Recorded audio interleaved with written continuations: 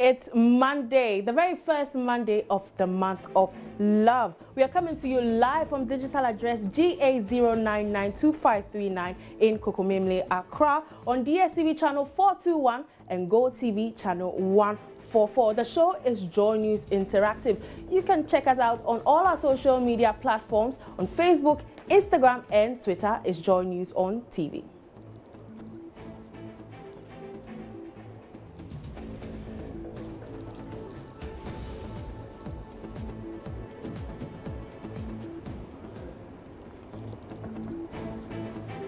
I'm Selina Ampo. Let's start with this. On Thursday, January 31st, 2019, the Electoral Commission organized a by-election to get a replacement of former MP of the Ayawaso West Wuogon constituency. That was late Emmanuel Tremantin Ejaku. Mr. Ejaku died in November 2018 and has already been buried.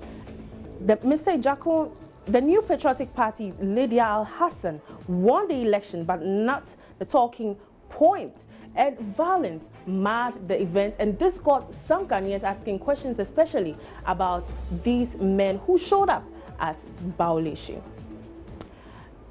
Some Ghanaians seem to be questioning, who are these police officers or members of the National Security Council? Well, there's an answer to this question. Minister of State in charge of National Security, Brian Chapo, says those hooded, heavily armed men who unleashed violence at Bauleshi during the by-election were on a mission to find and defuse what he calls undesirable things, and they will continue until they find it. He says the men were dispatched by the National Security Council following intelligence about the movement of that substance. Let's take a look. Because it's under active investigation, what the information we have goes beyond the by-election that we just witnessed.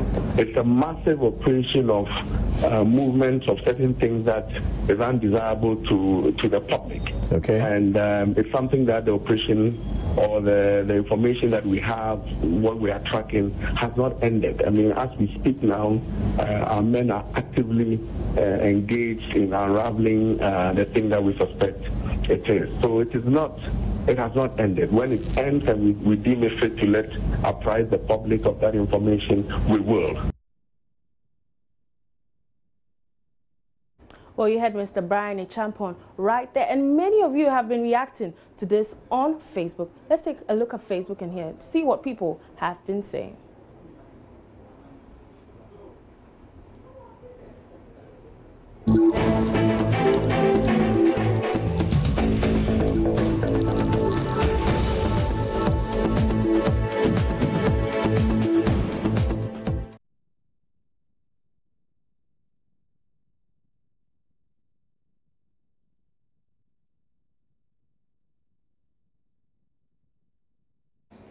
We have Papi K, who says this minister should vacate his position. He doesn't have the nation at heart, left alone to talk about security. And Edmond says if the political parties in Ghana don't get hold of those violent and aggressive groups within their parties, we are looking at what happened in Liberia and Ivory Coast. And Christopher says that's how power corrupts our politicians. Instead of them to apologize for what happened, they will continue to defend. That's Ghana politics for you. And in Tiamwa says, very unfortunate statement. Hashtag Ghana is in retrogression, with some crying emojis right there. And James says, why are we that dumb to accept such things? We know both parties are capable of these allegations, but I am a Ghanaian and I won't sit down to allow things to deteriorate for these parties to disturb my peace. I believe we have intelligent men and women in this country who could have acted better than what we saw happen. Even if what he is saying was true, if it was true, why up till now no attempt to get a court warrant to search the house? No CID of the police are in charge, etc. That's a comment coming from James Akpabli.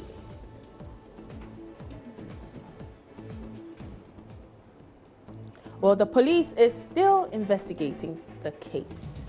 And we have Ba, who says, a friend of mine once said, politics is the leading cause of intellectual disability. I think he was right. And Gideon Sarkodie also comes in with a comment, because of politics, reasoning is now expensive. Well, away from that, the United States has announced that beginning from today, February 4th, its embassy in Accra will discontinue issuing all non-immigrant visas to domestic employees of Ghanaian diplomats posted in the U.S. Its ambassador, Stephanie Sullivan, has explained that her country's issuance of visa restrictions on some categories of Ghanaians has been necessitated due to the failure of bilateral efforts to resolve the issue. She also said the U.S. been working with Ghana for more than 2 years, including as far back as July 2016, for Ghana to issue documents for Ghanaian nationals under deportation orders in the U.S.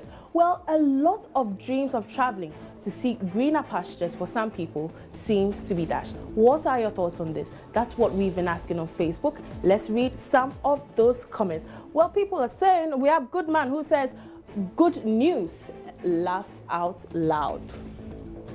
And Dorothy McCarthy says, good news, let all of us stay here. And Inusa says, this is what happens if your country is poor and your leaders don't have any vision of developing it. Molestation will fall on us till our next world. Barely over 10 years ago, Chinese nationals were being given only 1 year U.S. visa, while Ghana passports enjoyed 5 years. So he goes on and on and on, and he comes to say, we have rich people in our country willing to assist the country to develop, but who will champion it? Corruption won't allow government officials to think in that line. This is a comment from Inusa. And Manuel Osei says, then Ghana should also do same. And Al Hassan Ridwan says, I hate to read this. These issues make me come to like Iran. With all the sanctions on them, Iran makes the best of itself. Free quality education from birth till you reach your level. Even giving foreign students scholarships. These politicians will not let Ghana develop, but just their selfish interest in making others do same. How dare the US to have used just visa to threaten us, a sovereign nation? With all the resources we have, Ghana gradually failing itself. Shame on us as a people. And Nana says, that's brilliant. That will cut down costs to the nation. Thank you, USA. We are grateful. And CK DeFrank says, they should extend to all politicians in Ghana to prevent them from killing our institutions and then running away to enjoy in the US.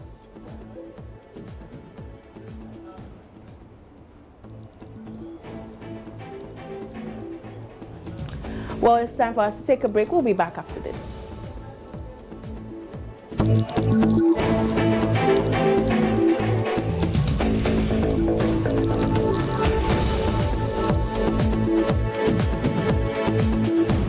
Today marks the World Cancer Day. World Cancer Day is the one singular initiative under which the entire world can unite together in fight against the global cancer epidemic. It takes place every year on February 4th and aims to save millions of preventable deaths each year by raising awareness and education about cancer and pressing governments and individuals across the world to take action against the disease. This year's theme is #IamAndIWill, just to say whoever you are, you have the power to reduce the impact of cancer for yourself, the people you love, and for the world. Different types is all the way from we call the oropharynx, the throat, the mouth, everything, the voice box is all considered head and neck cancer, and even in the sinuses. The issue here is there's a new trend where we have the human papilloma virus, HPV, which was originally associated with cervical cancer anal cancer, vulvar cancer, we realized that it's actually causing a lot of throat cancers in young people. Okay. Before, you used to have head and neck cancers occurring more in like middle-aged or 60-year-old and above.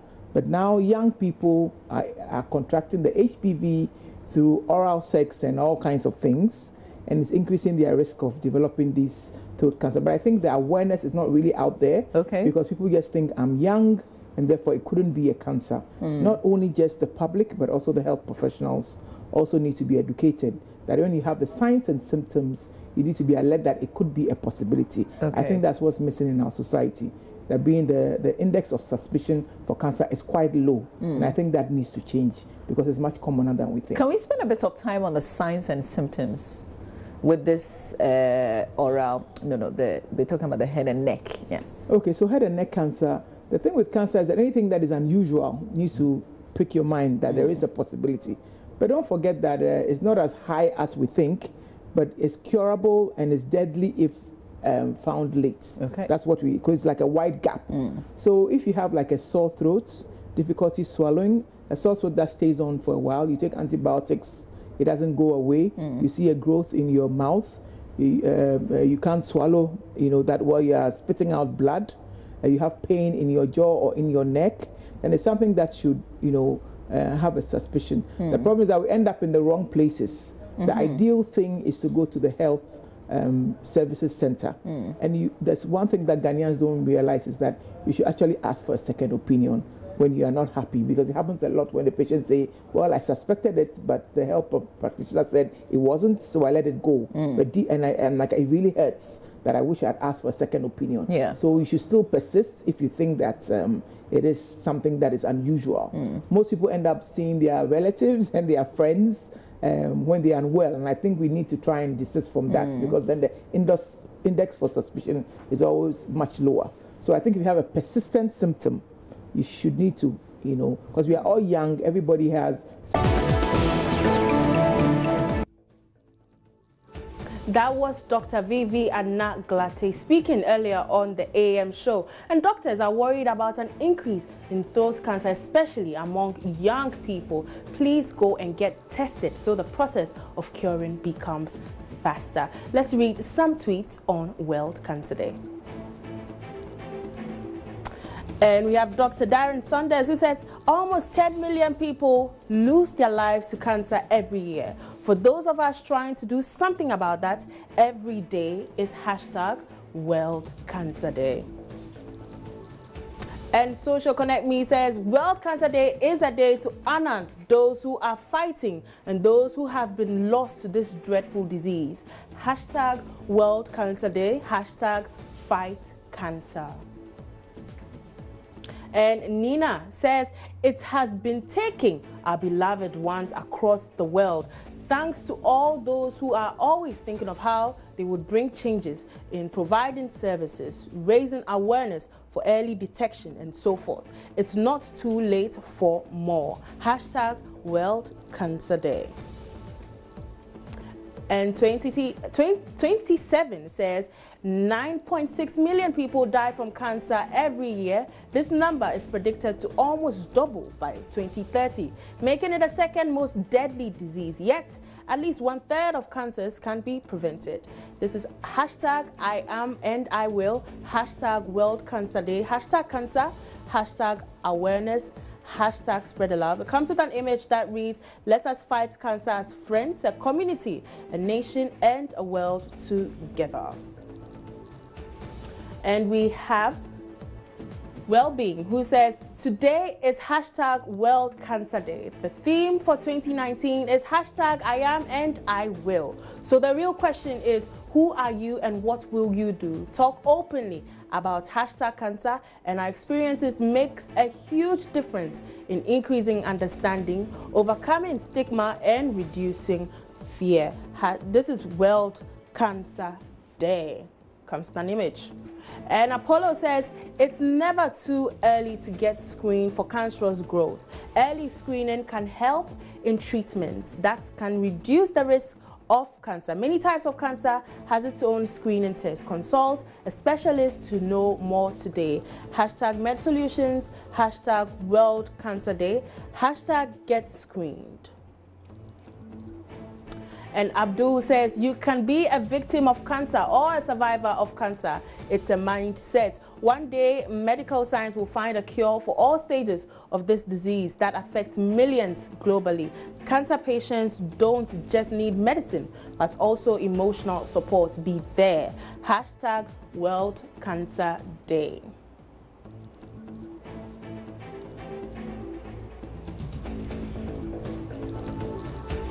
Well, you know, today is Monday, and Mondays are usually the days everyone isn't excited about. It's because most people may have had a very long and exciting weekend. Also, returning to work feels like a chore. Well, if you're feeling down this Monday, here is some motivation for you. And we have Jojo, who says, stop comparing yourself with others. You are unique in your own way. Focus on yourself and only compare yourself to yourself. God has a purpose just for you. Seek it. Hashtag Monday Motivation. And we have Mazi_Deuce, who says, failure doesn't mean that we are off the track to success. It merely forces us to take a detour to success. Do not give up, because you might be close to breakthrough. Certainly, it's all gonna make sense someday. Hashtag Monday Motivation.